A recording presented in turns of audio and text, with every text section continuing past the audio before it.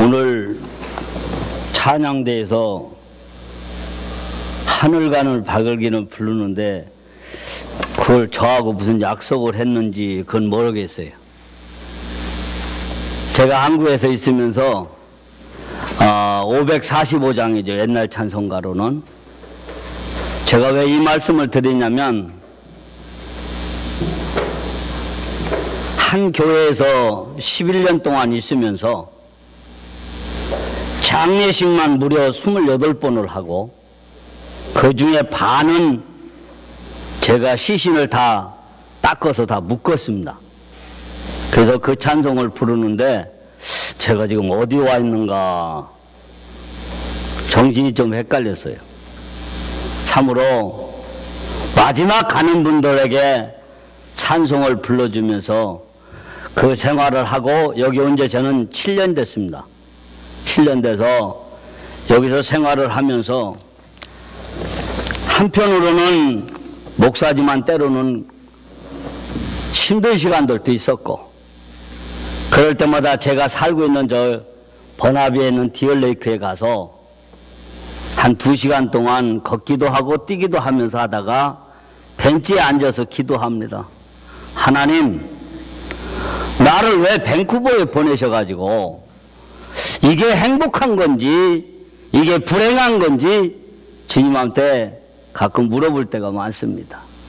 목사님 말씀대로 담임 목사는 만 20년 하고 전도사 생활 10년까지 해서 30년 목회하고 여기 들어왔는데 지금까지 7년 동안 생활하면서 꿈속에서 교회를 그려보지 않은 적이 없습니다. 그래서 이건 하나님이 어떤 뜻인가 늘 물어봅니다. 여기 와서 와이프가 이제 경제적인 일을 사모님이 감당을 하니까 한편으로는 별로 신경 쓸 건 없습니다. 그래서 생활을 하고 있는데 또 한편으로는 가장으로서 이렇게 있으니까 또 답답하기도 하고 그래서 7년 동안 생활하면서 이게 수도원에 온 거 아닌가 기도원에 온 게 아닌가 생각하면서 기도하는 마음으로 내 자신 스스로가 행복하다 감사하다 이러면서 생활하고 있습니다. 이 생활 속에서 우리는 참으로 오늘날 많은 사람들 사이에서 보면은 현대인들은 가능성이라는 것을 바라보면서 무엇이든지 쉽게 해보려고 하는 것을 볼 수 있습니다. 특히 밴쿠버에 와보니까 우리 학생들도 중고등학교 때 그렇게 한국같이 열의를 내서 공부하는 것 같지는 않은 것 같아요. 그러니까 그런 생활에 젖다 보니까 더더욱더 마음속에 무엇인가 쉽게 하고자 하는 그런 경향들이 좀 많이 보이는 것 같지 않은가 생각을 하고 있어요. 공부도 쉽게 돈도 쉽게 벌며 개인이나 가정의 행복과 신앙생활도 좀 쉽게 하려고 하는 경향들이 있는 모습을 볼 수가 있습니다. 그래서 우리가 말하는 흔히 3D 예를 들어서 더럽고 어렵고 위험한 일들은 누구든지 감당하기 어렵고 그거를 회피하는 것을 볼 수가 있습니다. 그래서 오늘날 보니까 특별히 우리 학생들 같이 예배드리자고 하는 이유는 너무 오늘도 보니까 쉽게 하고자 하는 그런데 쉬운 것만은 아니더라고요. 우리 아들이 지금 대학교 2학년인데 중고등학교 때 사춘기에 와가지고 초등학교 졸업하고 중학교 조금 하다 왔어요. 그러다 보니까 사춘기가 뭔지를 여기 와서 영어에 부딪히죠. 엄마가 저렇게 나가서 저는 맨날 집에 있으니까 고생하죠. 그러니까 사춘기를 그 어려운 시기에 대해서 자기도 학교 와서 여러 가지 어려운 점이 있었던 것 같아요. 근데 그렇게 한국에 자기 누나같이 날밤 새면서 공부하는 건 없는 것 같아요. 그런 과정 속에서 우리 아들이 깨닫게 된 게 뭐냐? 우리 엄마가 저렇게 고생하고 있고 우리 아빠가 여기 와서 저렇게 생각하고 있는데 내가 우리 엄마 아빠를 기쁘게 할 수 있는 것은 뭘까? 중학교 그게 8학년 때죠. 깨달아서 우리 엄마 아빠를 기쁘게 할 수 있는 것은 오로지 공부를 열심히 하는 것밖에 없다. 그 결론을 내린 것 같아요. 그래서 제가 우리 아들한테 참 고맙다. 그렇게 깨닫게 하고 하나님이 또 깨닫게 해주니 감사하다. 그래서 중고등학교 때 나름대로 뭐 한국같이 그렇게 날밤새고 공부하지는 않았어요. 그러나 제가 그랬어요. 여기도 원 캐네디언들과 영주권자들 기본 틀이 있는 사람들이 있기 때문에 네가 여기서 살아남기 위해서는 한국과 똑같이 공부하라는 건 아니지만 그 정도는 네가 좀 열심히 해야 되지 않겠냐 생각을 해서 지금 공부하고 있는데 2학년 마치고 왔는데 이야기를 들어보니까 캐나다 대학이나 미국 대학은 날밤 새지 아니하고는 모르겠어요. 제가 공부를 안 해봤으니까 여기서는 뭐 1, 2학년 때 웬만하면 다 정리하고 학점이 제대로 나오지 않으면 아이들을 강제 휴학시켜갖고 다시 불러서 안 되면 가고 그래서 1, 2학년 때 아이들이 정리되는 경우가 많아요. 그래서 2학년까지 견뎌줘서 한편으로는 겁이 나기도 하는데 감사하기도 해요. 왜? 사실은 고난에 십자가가 없으면 별 의미는 없어요. 열매는 없습니다. 오늘날 이 문화 속에서 또 와서 빨리빨리 그저 뭔가 쉽게 빨리빨리 하려고 하는 경향들이 많습니다. 그럼 오늘 본문에 말씀해 보니까 고난당하는 것이 내게 유익이라 이로 말미암아 내가 주의 윤례를 배우게 됐다. 고난을 당함으로써 우리가 고난을 당할 때는 너무 아프고 괴롭고 왜 내가 이 자리까지 들어왔는가? 왜 나에게 이런 고난을 주는가? 하나님 앞에 때로는 원망하고 기도할 때도 있습니다. 그러나 분명한 사실은 하나님이 말씀하시기를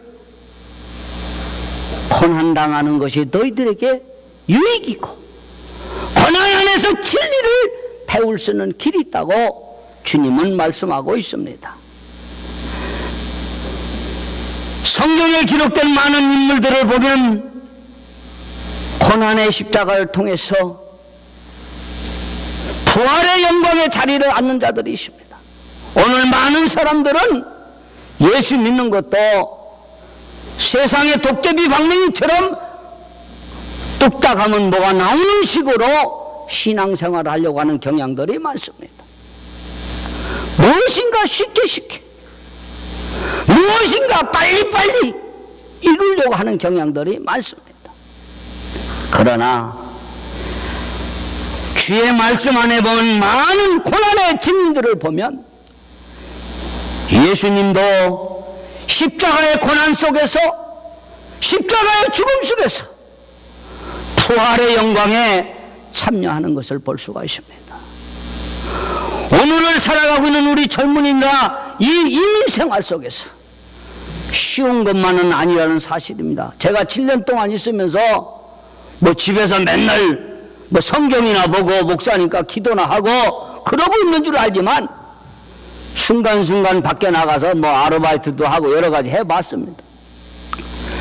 수많은 웨스트 밴쿠버, 노스 밴쿠버 있는 사람들의 이야기를 다 듣죠. 왜? 난 누군지를 모르거든. 여기다 목사라고 내가 써가지고 다니는 것은 아니거든요. 수많은 사람들의 7년 동안 이야기를 들어보니까 여기도 그렇게 쉬운 동네는 아니구나. 또 여러분과 제가 살아오면서 고난의 십자가를 정말로 다 겪어본 적이 있을 것입니다. 저는 어떤 때는 그런 생각을 해요. 시골의 농부의 셋째 아들로 태어나서 지금까지 솔직히 고백하면 지금이 가장 행복한 시기입니다. 평탄한 시기가 별로 없었습니다. 중학교 2학년 때부터 시골에서 농사도 같이 아버지하고 짓고 그런 과정을 겪다 보니까 무슨 일을 한 가지 일이 닥치면 쉽게 하려고 생각 안 했습니다. 나에게는 쉬운 것이 없지. 그래서 아예 처음부터 기도하며 생각하기를 고난이구나. 이 고난을 내가 어떻게 이겨나가야 되는가? 하나님 나에게 지혜를 주셔서 고난을 이겨나가는 일밖에 없어요. 사랑하는 성도 여러분, 로마서 8장 18절에 바울은 현재의 고난은 장차 나타날 영광과 좋게 비교할 수 없는 영광의 자리라고 했습니다. 그러나 오늘날 많은 사람들은 고난당하기를 싫어합니다. 고난의 십자가 지기를 싫어합니다. 그러나 영광의 십자가를 내 걸로 만들기를 원합니다. 우리 아들이 지금 방학 줘서 왔습니다. 썸머스쿨에서 3학년 거 2과목 듣고 왔는데, 우리 집은 우리 와이프가 좀 셉니다. 나는 좀 부드럽습니다. 그러니까 아이들이 무슨 이야기만 해서 한 집에 양쪽이 다 세버리면 다 꺾어져 버려. 한 사람은 부드럽고 한 사람은 좀 센 것도 괜찮습니다. 우리 와이프는 뭔 얘기하면 안 돼! 부터 시작해. 그러니까 아이들이 아예 얘기를 안 하려고 그래. 좀 셉니다. 방학 줘서 와 있는데 지금 우리 아들이 어디 다니는지 압니까? 떡집에 일하러 다닙니다. 떡집에. 그 어떤 목사님 사모님이 그래. 목사님, 귀한 아들을 어디 떡집에 일을 보내느냐고. 이럴 수가 있냐고. 그래서 예, 귀하기 때문에 내가 떡집에 일을 보낸다. 새벽 3시 반에 일어나서 4시까지 가서 아침 11시까지 떡집에, 여러분 상상을 해봐. 김 무럭무럭 좋을 것 같죠? 지금 떡집에 가서 일합니다. 처음에 갔더니 떡집에서 일하는 아저씨들이 이상하게 보더라는 거예요. 젊은 애가 그 한판을 생각하고 측은하게 봤겠죠. 너 왜 여기 떡집에 일하러 왔니? 여러 가지를 묻더라고요. 그래서 내가 우리 아들한테 그랬어요. 야, 아르바이트에서 돈을 벌려고 하지 말고 가서 삶을 배우고 인생을 좀 배워라. 왜? 바닥에 내려가서 네가 뭔지를 알아야 될 거 아니냐. 엄청나게 힘들답니다. 마지막에 올 때는 지가 제일 쫄병이기 때문에 바닥 청소도 다 해야 되고.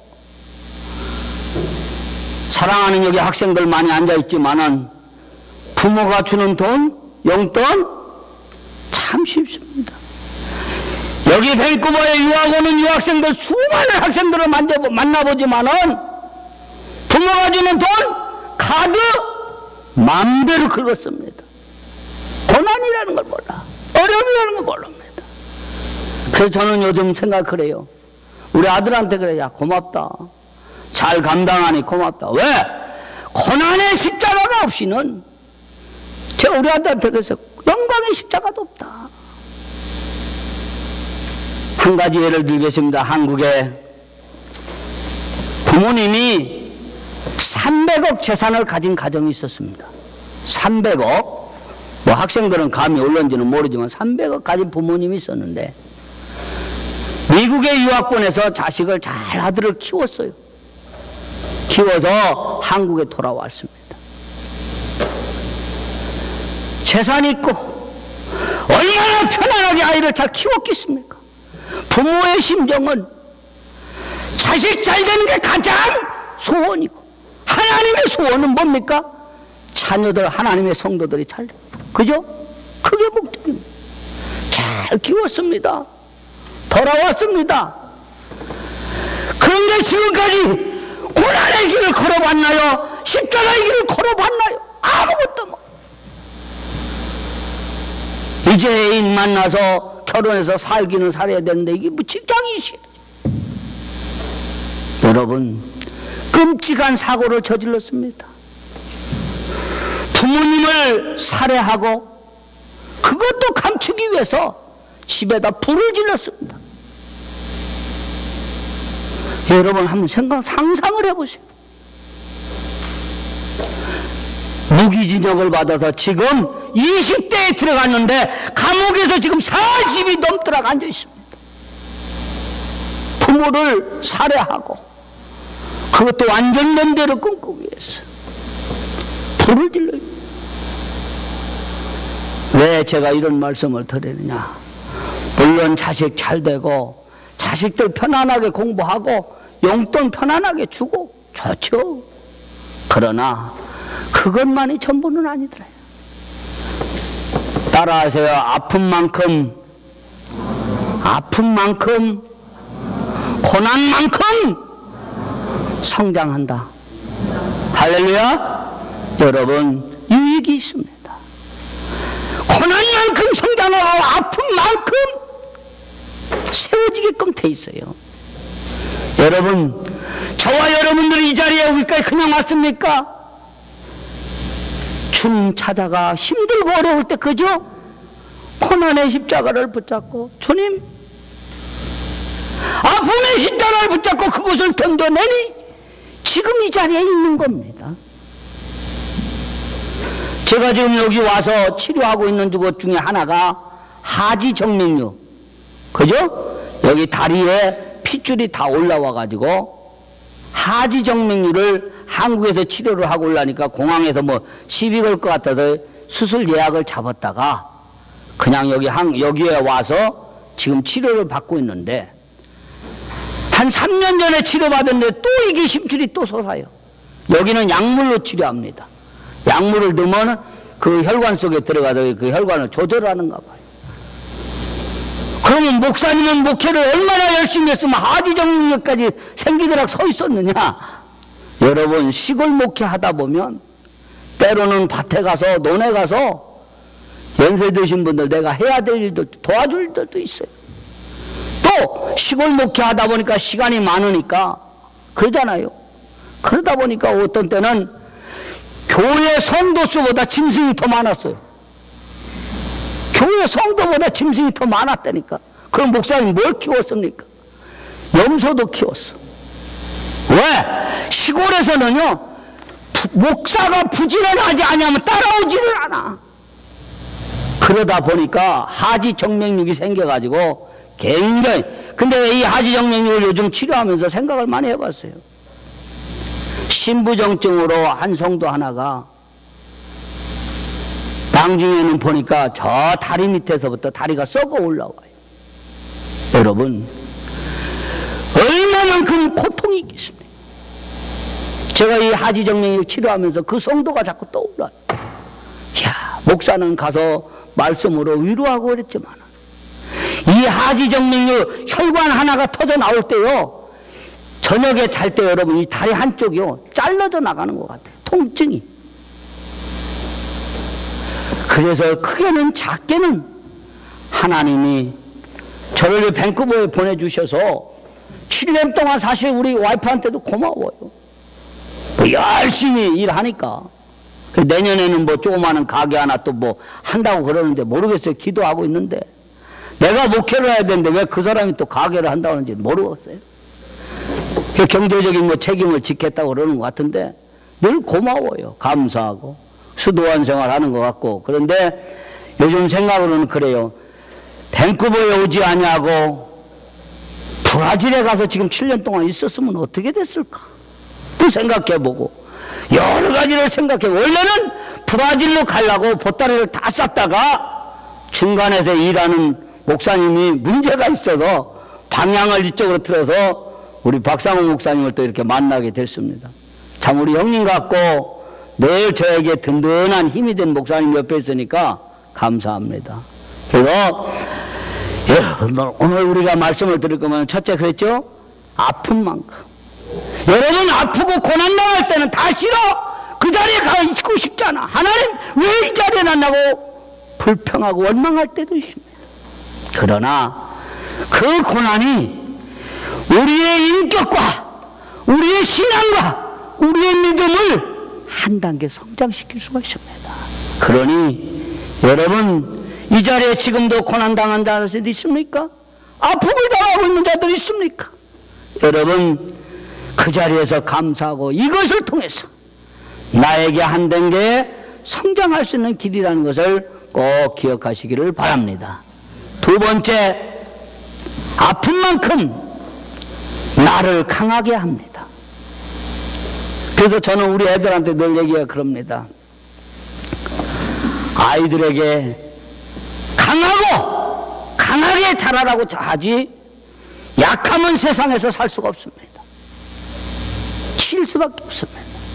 그러나 독하고 악하게는 안 됩니다. 사랑하는 성도 여러분, 우리 자녀들 잘 되기를 가장 소원하는 건 부모의 꿈입니다. 그러나 악하고 독한 건 안 됩니다. 세상에 악하고 독한 사람들 얼마나 무섭습니까? 그러나 여러분들 어려움과 고난의 속 십자가를 지고 가다 보면 여러분들은 반드시 강한 자로, 승리자로 남게 될 줄로 믿습니다. 여러분, 강한 거 그냥 되는 게 아닙니다. 운동하는 거 쉬운 거 같죠? 어떤 때는 때려치고 싶어. 왜 내가 이렇게 해야 되는 거야 꼭? 우리 안에 얼마나 잔소리하는 줄 압니까? 배가 나오느니 뭐가 나오느니, 어떤 때는 그런 생각을, 그냥 먹고 싶은 거 그대로 먹다 그냥 훅 가면 되지. 그 우리 와이프가 훅 가면 되지만 훅 가지라 안 가지는데, 훅 가면 얼마나 좋겠어. 안 가지는데.